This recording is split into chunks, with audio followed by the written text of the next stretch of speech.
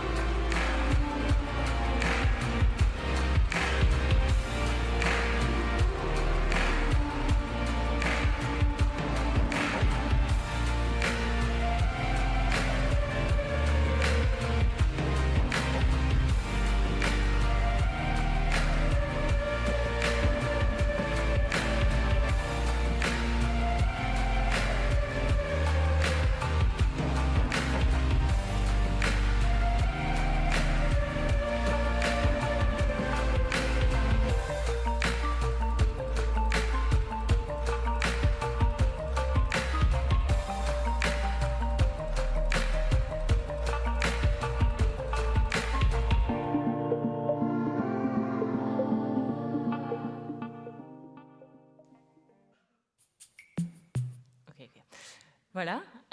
So as you noticed, Base does mainly brand identities, but also all kind of creative output. But today is not only about portfolio work, because I want to take the opportunity to be here today in front of peers, designers, creative, to raise some questions.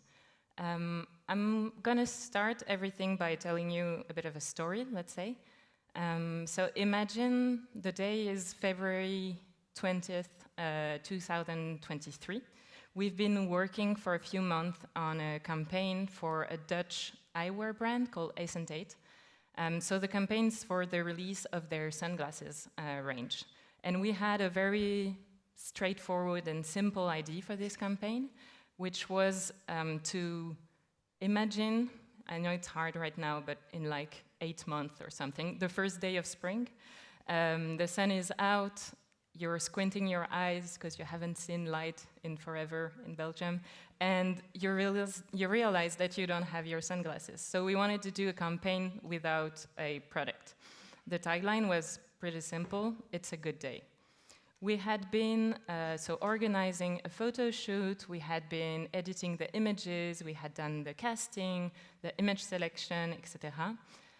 And the team had organized it in 3 phases. So first phase is as a teaser phase, squinting, you don't see the product. Then a bright yellow gradient. We had been talking a lot about where to put the gradient, which type, etc. And then the rollout of some merch, etc. The posters were going to print on the next day.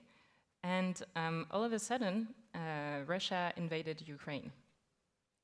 So it was not a good day, obviously. It's not a good day. So it was more of a very humbling reality check, let's say. I think as designers, but also as humans, we're kind of being numbed out by an accumulation of global disaster, get ready with me, rise of fascism, couple challenges, genocides, funny cat videos, and the AI taking over, etc., etc. I think we're all being kind of numbed out, and I don't know about you, but sometimes I feel like the world around me is chaos, but I kind of keep living my life as if everything was normal. Maybe you too sometimes feel a bit powerless with all this. This actually has a name. It's called hypernormalization. It's director Adam Curtis that's quoting at Russian historian Alexei Yovchak that invented that term, that word. Basically, hypernormalization is a psychological state where people accept distorted or false realities because the truth feels too overwhelming to confront. Hypernormalization is fed by three forces, let's say. So the retreat into technocracy, meaning that more and more digital platform and algorithm are dictating public policies. The spectacle machine, which means that the constant indignation, this one's always hard, indignation circles of news and our phone kind of take away our focus from where it needs to be. And the cult of inevitability, which means that we now breed resignation breeds as realism. It's gonna get more fun afterwards, don't worry. So all in all, they kind of create this distorted reality that we know is fake, but that we keep going with, let's say. So I want to bring back this very vintage peak 2013 meme that's still 10 years later relevant. As designers, we feed that facade of hypernormalization because we craft these worlds for people to adhere to escape. We decide which red has the more blue in it, which letter A feels the more friendly, which slogan is given girl boss more. And in a bit of a dystopian fashion, we craft those worlds for people to escape to. So we're part of that, we're controlling the machine. And while everything else seems going up in flames, at least I can relish in the quiet satisfaction of a perfectly current logo. For me, and I think for a lot of people, it's become increasingly hard to navigate the cognitive dissonance of being a designer in such a loaded political, economic, and societal context. And while asking this question online, it feels that I'm not the only one thinking that. It sparked a lot of conversation, interesting comments, and really, I also want to hear your thoughts after the conference on this topic, of course. So the easy answer, of course, would just be to quit my job, you know, and I'm pretty sure I could be happy living in a farm, taking care of very small goats. But the thing is that I actually like my job, so I don't want to quit my job. So the question here, and I'm not claiming to have any fixed answer whatsoever, but the question is, how can we find back some kind of balance, some kind of joy and meaning in designing while living in the world we live in? So again, I'm not claiming to have any answers, and you probably have yours that will be maybe different from mine, and I'm looking forward to hear them. The easy one would just be, you know, dissociation, as we do every day. But I want to open a little bit the conversation. So I'm going to share with you 5 things that I do on a daily basis that help me, and I really look forward to hearing yours as well. So let's go. First of all, I think when we're feeling stuck, when we're feeling paralyzed, I mean, at least when I'm feeling stuck or paralyzed, I try to bring back movement and motion into it, literally or figuratively. And I think we've grown out a little bit of admiring beauty in places that we don't expect it to be. So I usually take walks when I'm feeling numb. And I'm a designer, so I really love a good type moment and a good color moment. So I'm going to share some of that with you. There is something in vernacular typefaces that make me very emotive, very emotional, let's say, because there is something about design that hasn't been made by designers that feel more true, or that feels like a surprise also, because you're out of screens, out of your computer, and you just stumble upon these letters. The optique here, amazing. I think that it's because you can feel a little bit the human behind these, you know? Here you can see that after Jesus Consuela, there was no space left, you know? So they just had to make everything fit, you know? And I find it, I don't know, I find it so moving. The Jesus Cristo with the Jesus Christ with the cross is beautiful branding. It's like, it's incredible. There is something also particularly in South America, but of course in other places, about vertical typefaces, vertical placement, let's say, that makes my heart very full. They're just really beautiful, and you can see that it was the only space they had, so they just went in.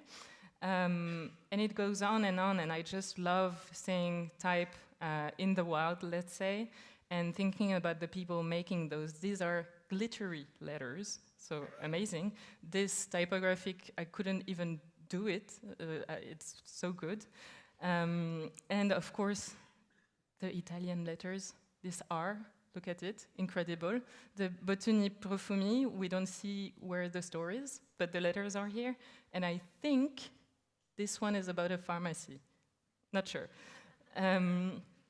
So it's just so nice to be able to take beauty where it is. And as I was mentioning, seeing the human side behind it. So, for example, the souvenir pour demain is actually my grandmother handwriting on her diapositive. I love this interphone because it's like every people living here that has their own personality. It's giving a bit Georges Perec, La vie mode d'emploi. It's a book where it describes the life of a building in Paris with every floor. And of course, the collage féministe, their movement that initiated in France to communicate on femicide, I think, so men murdering their women, basically. And there's one, let's say, rule is to take blank A4 and have one letter per A4. And you can see them a lot in France, and even if it's a lot of different people doing the collage, you can always see what it belongs to. And I think it's also a very, very beautiful act of type, and of course of political act.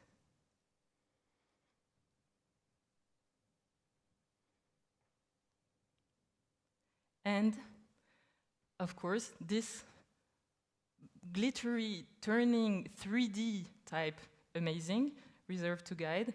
The marquette, amazing as well. Anyway, I found this.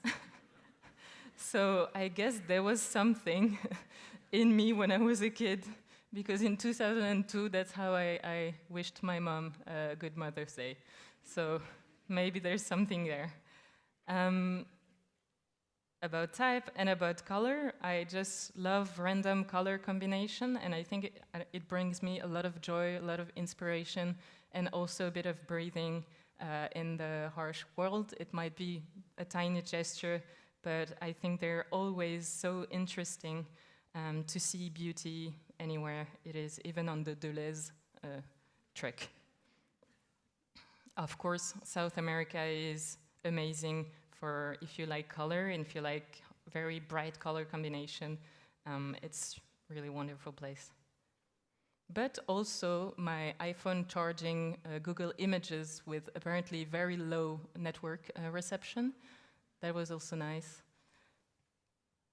So voilà, everything to tell you that we can find beauty in some other places.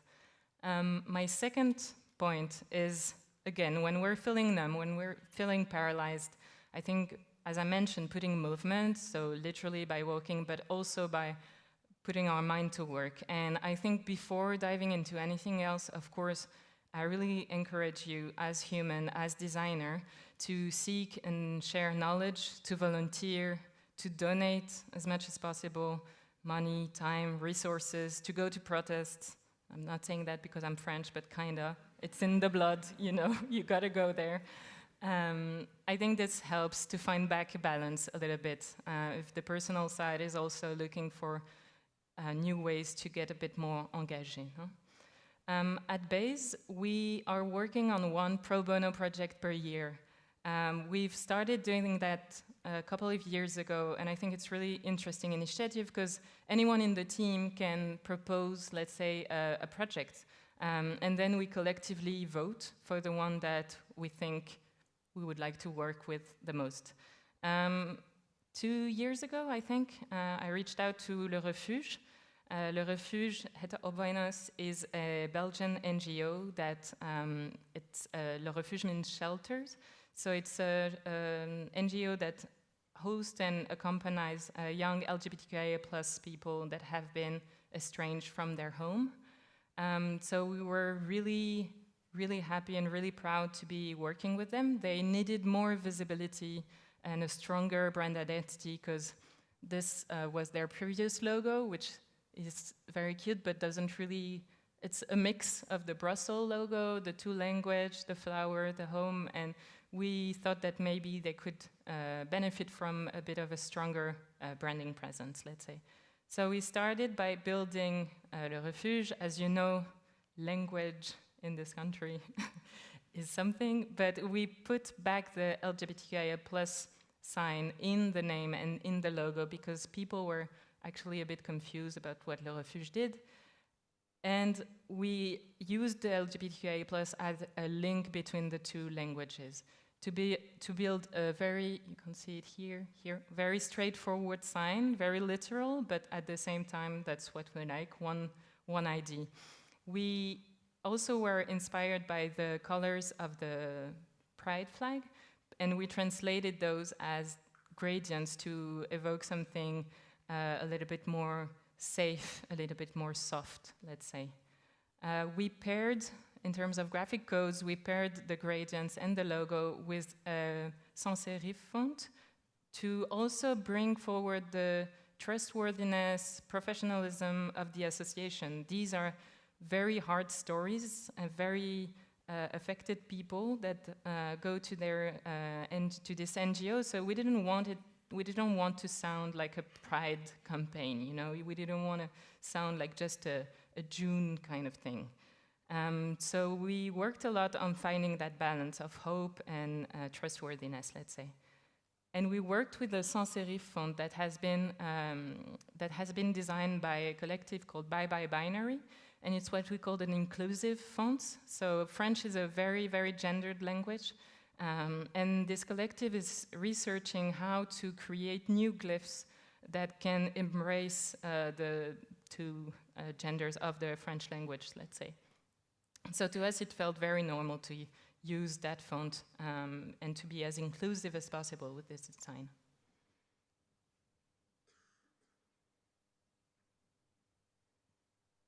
So I think working on this kind of project is also something that helped me and helped the team that was working on it to balance it out, let's say. And to be able to work for a project or causes that we really, really care about is something that was very important to us. And the fact that, of course, it was pro bono, so it was free for them, was also something that we admire greatly. The third one, I'm going to talk to you about Paris, Le Théâtre du Châtelet. It's one of the oldest theater in Paris. It's located near the Seine, as you can see. And we've worked with them for the past 5 years. We started by defining their new brand identity, and then we helped them with creating campaign for the season's launch every year. So their kind of brand, let's say, concept is Le Grand Théâtre Musical de Paris, the big musical theater of Paris. So everything, I have a hair in my mouth, sorry. Everything that links the programmation is about music. So we dived in the kind of archive of the theater because they've already had so many materials to work with. And we realized that on everything that we found, there was this header, this tétière. So we reworked that, and that's how the identity kind of unfolded, with this châtelet tétière that could then host any kind of material. This one is going a bit fast, but you get the idea. For their 23-24 season campaign, the briefing was, we want to celebrate the richness and diversity of the theater program, which is vague, but we took the brief. Of course, everything I'm presenting to you now, I haven't done on my own. There was a great team. Some of the people are here today and couldn't have done it alone. So we kind of tried to went out of our traditional, let's say, inspiration sources that are getting a bit homogenized, let's say. So we tried to get out of the screen. So meet Vince Aletti. Vince Aletti is an artist living and working in New York since the 70s, collecting images and magazines. We were very inspired by his work because of the way he puts together images and make new narrative emerges. So we were also interested in the materiality of the paper, the colors, the nuance, the shadows, the fact that it has been like worn by time, let's say. And we thought that his work was very inspiring in the way that this kind of collage was a way to tell a story, basically. So we went to Le Jeu de Balle in Brussels, and we scouted a lot of different kind of papers. We then put them all together on this kind of big canvas, and trying to make sure that we had music, we had Paris, we had a bit of type, we had texture, to really not digitally put paper texture, but have the real thing, let's say. Then we added the pictures of the theater, the video, to create this kind of infinite collage that represented the past of the theater, the present, and the future.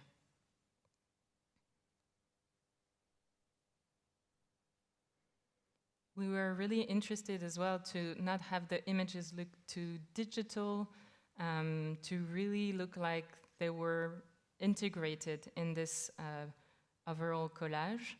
And we were interested as well, of course, by the texture, as I mentioned, the tear, but the shadows as well, like the relief of all the different kind of pieces. And this ended up being the campaign in the metro of Paris. We had convinced the theater of not putting anything else than 23-24, which, as you can imagine, was something. And which was nice is that afterwards, after a few weeks or days, the poster was starting to get ripped off, so you had the paper texture on top of the papers.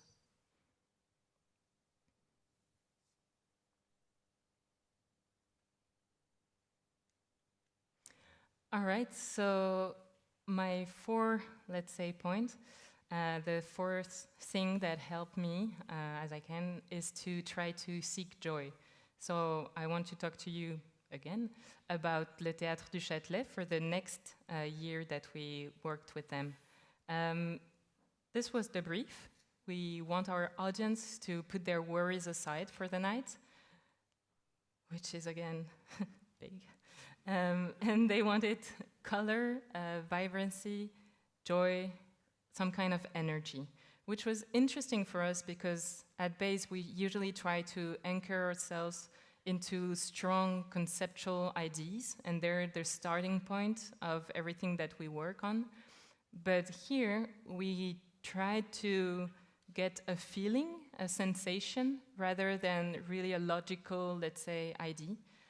So I'm going to show you the first presentation we actually showed to the client. There are 3 directions that we worked on. And I think it's maybe interesting to see all the options we explored. Again, I wasn't alone on this. I had Léa. So we had 3 tracks, Dancing Châtelet, Le Grand Soir, and Trippy Châtelet.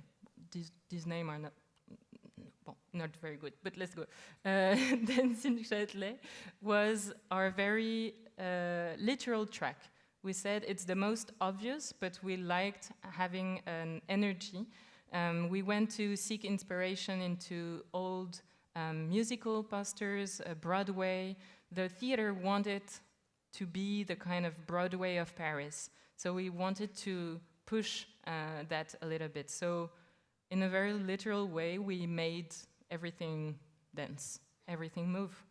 The letters, the header, the picture, and even the logo. So we really wanted, again, to have this kind of energy, this kind of feeling, to not have to over-explain what the idea was, and to play with contrast between colors and black and white pictures, and have all elements be dancing.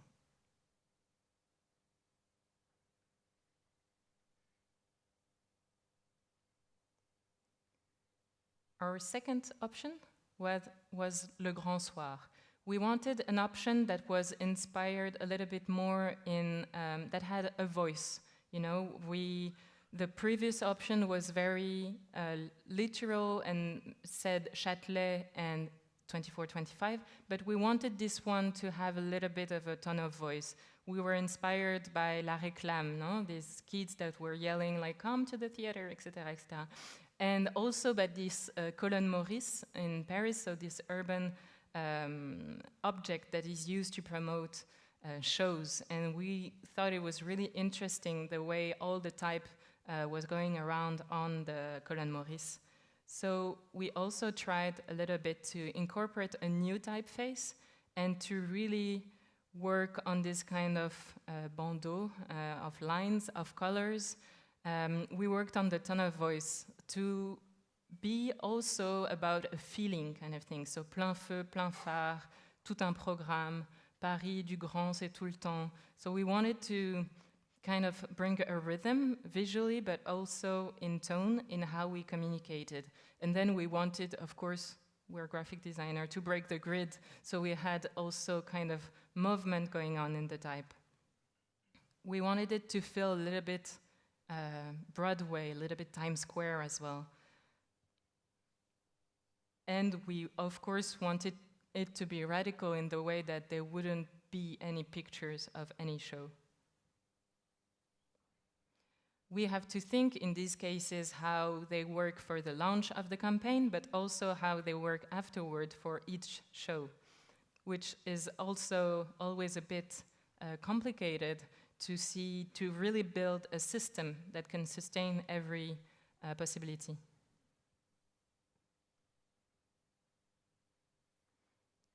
And the third option that we worked on was our Trippy Châtelet.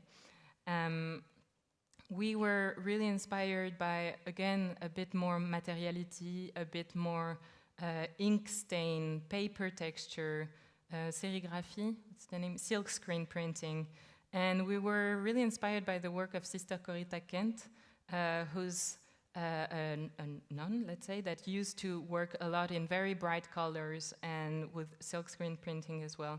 So again, we are trying to build this kind of feeling of a joyful feeling through colors, through type. We integrated a new type to the identity, a type that feels like the ink is bleeding on the paper, working with colors that kind of clashes each other. And again, working on the tone of voice. So Paris, messieurs, dames, demandez le programme, something that felt very theater, but with different visual codes.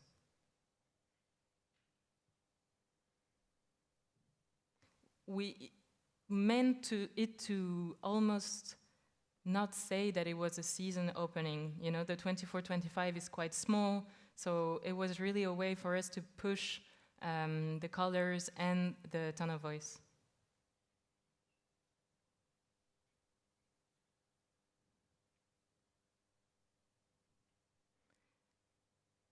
So they chose an option, of course. And I don't know if you can guess, but they went for our first option, which was the dancing option. So we got the opportunity to shoot the pictures, because the pictures you saw, of course, were suggestions. We shot the pictures in Brussels, and then the campaign rolled out in the streets of Paris. And this is actually one of our colleagues here. We changed a bit the colors, etc., but the feedbacks were kind of unanimous. The very obvious and sometimes, yes, a bit literal, but it was very straightforward, and it seemed to have worked at least. And my last point is going to be a short one, but what helped me, and I really strongly suggest, is to never work alone. I have the opportunity to be surrounded by a great team that has evolved a lot along the year, but that's still at its core very strong designer, talented people, and that lift me up every day on every project. And a lot of them have become friends, and I think that I for sure wouldn't be here today if it wasn't for them. So I'm really glad to be a part of this team. And I'm not going to read that, but you can see current and past people that worked at Base Brussels, and I really want to thank them all. Not done. Okay, so a little recap, let's say.